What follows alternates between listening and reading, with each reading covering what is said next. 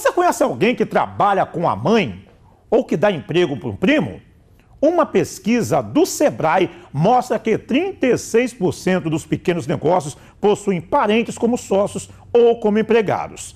Tem gente até deixando de lado a profissão que escolheu e investindo no negócio próprio, contando, é claro, com o apoio da família. Aí, tudo em casa, né? Manda pro ar. Rosângela era motorista de transporte escolar no Rio de Janeiro. A filha mais velha, Raquel, é técnica em nutrição. A do meio, Isabel, cursa jornalismo. E o caçula, Daniel, é formado em defesa, gestão e estratégia internacional. Mas, atualmente, eles têm deixado de lado as profissões para se dedicar a um novo projeto aqui no estado. Há 7 meses, os 3 montaram esse espaço em Vila Velha, onde funciona uma barbearia e também um bar. No Rio de Janeiro, as distâncias entre casa, trabalho, escola, fazia com que eu não os visse. Eu tinha essa necessidade de conviver mais com meus filhos, fazer as refeições com eles, pelo menos, e nem isso eu estava conseguindo. A gente acabou se conhecendo um pouco mais, inclusive, e foi muito legal, porque isso aproximou, uniu mais a família. A tomada de decisão foi bastante pensada, bem planejada, mas sempre tem um pouco de insegurança, né? Sempre tem um lado da falta de certeza se vai dar certo ou não, não deixa de ser um investimento, uma aposta, mas a gente resolveu junto acreditar no projeto, no negócio e viemos para cá. Foi preciso coragem para enfrentar esse desafio e montar o próprio negócio em família. Muitas coisas ficaram de lado. Eu trabalhava na área de nutrição, a Isabel já trabalhava na área de salão, cabeleireiro, maquiagem. Ela fez um curso de barbeiro e o meu irmão já entra na parte administrativa. A gente veio para cá com a ideia de fazer um horário alternativo, então a gente abre todos os dias, de domingo a domingo, e a gente abre de 1 da tarde até meia-noite, e sexta e sábado a gente fica aberto até as 2 horas da manhã, cortando o cabelo também. O negócio ainda está iniciando, né? A empresa nasceu tem pouco tempo, mas nesse curto prazo de tempo a gente consegue ter uma satisfação muito maior do que a gente tinha com anos de carreira. Sendo funcionário, sendo empregado dos outros, hoje a gente consegue ter uma vida muito mais satisfatória, muito mais perto do que a gente entende como felicidade do que a gente conseguia ter no Rio de Janeiro antes. Quem também mudou de vida profissional para tocar o negócio da família foi a advogada Gabriela. Depois que o pai faleceu, em fevereiro deste ano, ela precisou tomar uma importante decisão. Logo quando eu concluí meu curso de Direito, eu advoguei durante 1 ano. Comecei também a estudar para concurso, porém vi que eu tinha essa aptidão para dar seguimento ao negócio da família. Mas, antes mesmo de assumir a liderança da empresa, a advogada já demonstrava interesse pelo empreendimento do pai e, inclusive, foi quem teve a ideia de ampliá-lo.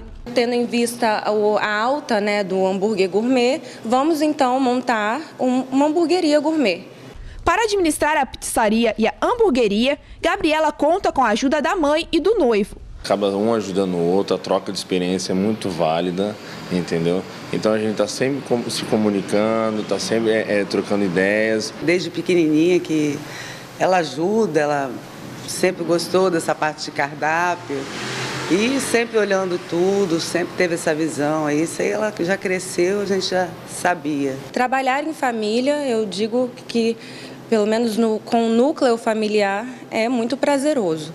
Porque raramente a gente se vê sozinha em determinadas situações. Apesar disso, a jovem afirma que nem tudo é tão simples assim como parece. As dificuldades são as mesmas, de qualquer negócio, formar uma equipe, ter uma boa administração, um bom marketing. Histórias como essas que acabamos de mostrar estão se tornando cada vez mais comuns aqui no Brasil. Em abril deste ano, o Sebrae divulgou uma pesquisa realizada com mais de 6 mil empresários que possuem pequenos negócios. O estudo revelou que cerca de 1/4 deles tem como sócio um familiar e pouco mais de 1/5 tem algum empregado que é parente do sócio. No caso do Espírito Santo, quase 24% possuem um familiar como sócio e aproximadamente 20% das empresas pesquisadas têm parentes que são empregados.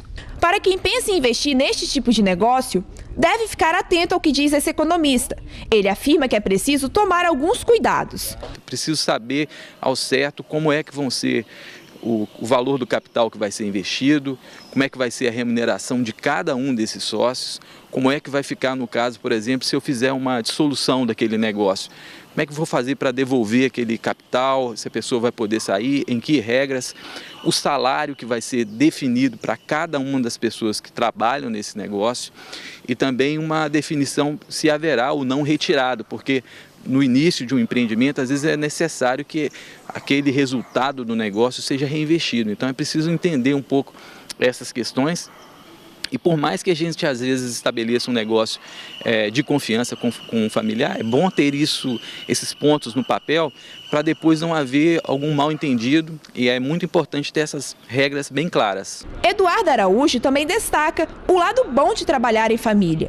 O lado bom é justamente essas questões do comprometimento, dos valores que existem ali dentro de uma família, que você consegue levar isso para dentro do negócio. A relação de confiança também favorece muito você ter um familiar que está dentro do empreendimento, que às vezes entende e você pode confiar para poder cuidar de uma área mais estratégica da empresa. Então eu diria que tem essas vantagens. O economista ainda fala da importância em buscar conhecimentos. A capacitação é extremamente importante quando a gente pensa no processo de sucessão, quando se pensa em ter dentro da empresa um empregado que seja alguém da família, que no futuro vai assumir às vezes uma condição de direção do negócio. Às vezes é importante até que essa pessoa passe por outros negócios, trabalhe em outras empresas para poder entender como é que funciona as relações de hierarquia, o comprometimento em relação ao horário.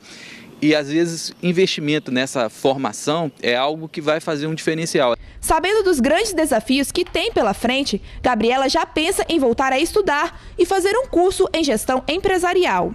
Atualmente, o meu plano principal é cursar o MBA em gestão empresarial. Porém, até hoje eu me especializei em direito do trabalho, que é uma área que me ajuda muito na gestão das empresas, entendeu? E é isso, não parar de estudar, entendeu? Estar sempre aperfeiçoando e buscando pessoas também que pensam da mesma forma, funcionários que pensem da mesma forma, e são esses os planos.